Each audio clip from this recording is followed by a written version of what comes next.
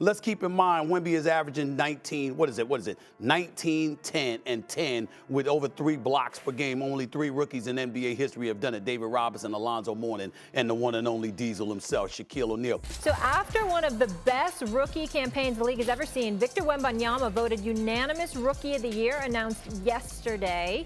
I have all the faith in the world in his skill set. I love his game.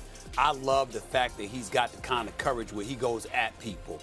He ain't scared. He knows he's gifted. He knows he's skilled. Dillon Brooks just got his butt handed to him by a 7'4" giant and Chris Paul's fist. You heard that right? Brooks thought he could take on Victor Wembanyama, but he bit off way more than he could chew. It was like watching David versus Goliath, except David got squashed this time. Imagine being Brooks right now. You're trying to act tough, pushing around the NBA's newest sensation, and then boom, CP3 clocks you in the face. Talk about a reality check. We've got all the juicy details of this wild showdown, and trust me, you don't want to miss it. You know what's crazy? Dillon Brooks thought he could take on a 7'4" giant. I mean, come on. That's like a Chihuahua trying to wrestle a Great Dane. He's going to win the MVP within his first 4 years.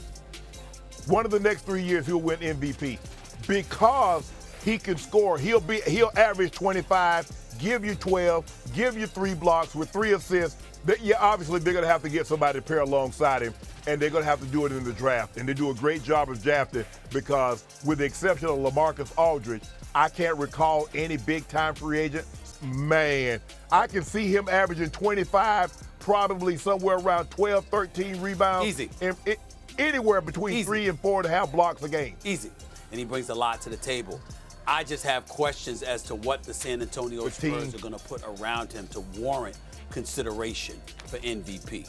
But Brooks isn't exactly known for backing down, is he? Let's talk about how this matchup even happened. Brooks was guarding Wemby, and things got heated faster than popcorn in a microwave. Picture this: Brooks, barely 6'7", trying to stop a guy who can almost touch the rim without jumping. That's insane. It's like watching a toddler try to block a dunk from their dad. But here's where it gets interesting. Brooks didn't back down. Nope, not one bit. He went at Wemby hard, like he had something to prove. Maybe he was trying to show everyone he's still the tough guy on the court, or maybe he just lost his mind for a second. Either way, Brooks was all up in Wemby's business. You won't believe what Brooks did next. The whistle blew. Play was over, right? Wrong. Brooks tried to wrestle the ball away from Wembanyama after the whistle.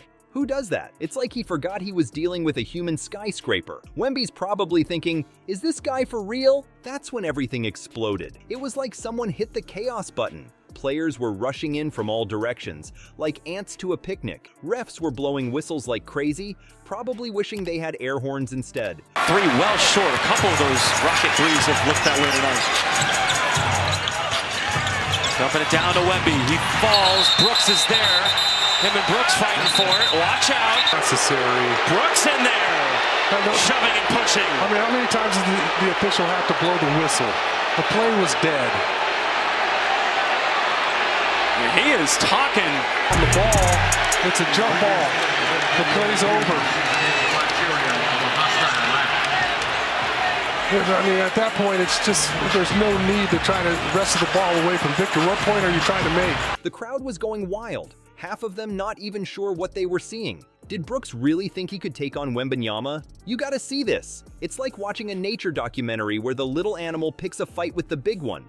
You know it's not gonna end well, but you can't look away. But wait, there's more. This fight was just getting started. You think Brooks versus Wemby was wild? Oh boy, you ain't seen nothing yet. The real fireworks were about to go off, and nobody saw it coming. Imagine being in that arena. The energy must have been off the charts. You've got Brooks, all 6'7" of him, trying to prove he's the toughest guy on the court. Then there's Wembanyama, towering over everyone like a basketball-playing giraffe, probably wondering what he did to deserve this. And all around them, chaos. Teammates trying to pull them apart, coaches yelling from the sidelines, fans on their feet. It's the kind of moment that makes you remember why you love basketball. Not because of the fighting, but because of the raw emotion, the intensity, the unpredictability.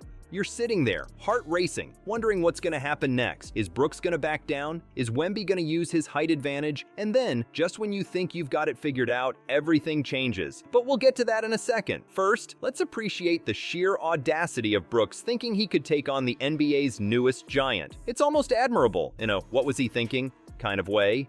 Just when you thought this matchup couldn't get any wilder, the game's smallest player decided to make the biggest impact. How did Chris Paul turn this David versus Goliath showdown into a three-ring circus? Picture this. Brooks and Wemby are still going at it like two bulls in a china shop. Brooks has his arm wrapped around Wembanyama's neck, probably thinking he's got the upper hand. But then, out of nowhere, Chris Paul comes flying in like a heat-seeking missile. CP3 might be one of the smallest guys on the court, but he's got a reputation for protecting his teammates. And boy, did he live up to it that day. You know how they say dynamite comes in small packages? Well, CP3 just proved it. He sees his young superstar getting pushed around and decides enough is enough. But here's the wild part. Instead of just trying to separate them, Paul goes full superhero mode. He's running up to Brooks like he's about to throw down. And everyone's thinking, what's this little guy gonna do? And then bam! Out of nowhere, CP3 swings at Brooks. It's like watching David take on Goliath, except David's got a mean right hook.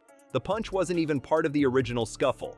It came out of left field, shocking everyone in the arena. The crowd goes absolutely nuts. It's like they can't believe what they just saw. Players from both teams are standing there with their jaws on the floor. Even the refs look stunned for a second, probably thinking, did that really just happen? You know what's even crazier? The refs didn't even call a technical foul. They just stood there, scratched their heads, and decided to go for a jump ball. It's like they were so surprised by CP3's punch that they forgot how to ref for a second. After the game, Chris Paul didn't hold back. He called out Brooks, saying his tough guy act was all fake. CP3 went off saying, all these NBA players be trying to act like they like that. They are not. Ouch. Talk about adding insult to injury. Brooks didn't just walk away with a bruised face, he got his whole persona called out on national TV. But here's the real kicker. This wasn't just some random scuffle. It changed the whole vibe of the game. The Rockets, Brooks' team, seemed to lose their mojo after that. Brooks tried to put on a brave face, talking about how proud he was of his team's effort. But you could tell something was off. He started talking about how they needed to find energy and consistency throughout the game. It's like CP3's punch knocked the wind out of their sails. So there you have it. What started as David versus Goliath turned into a full-on WWE match, with Chris Paul playing the role of the surprise wrestler jumping into the ring. It just goes to show, in the NBA, you never know where the real action's gonna come from. Sometimes it's the big guys battling it out, and sometimes it's the smallest player on the court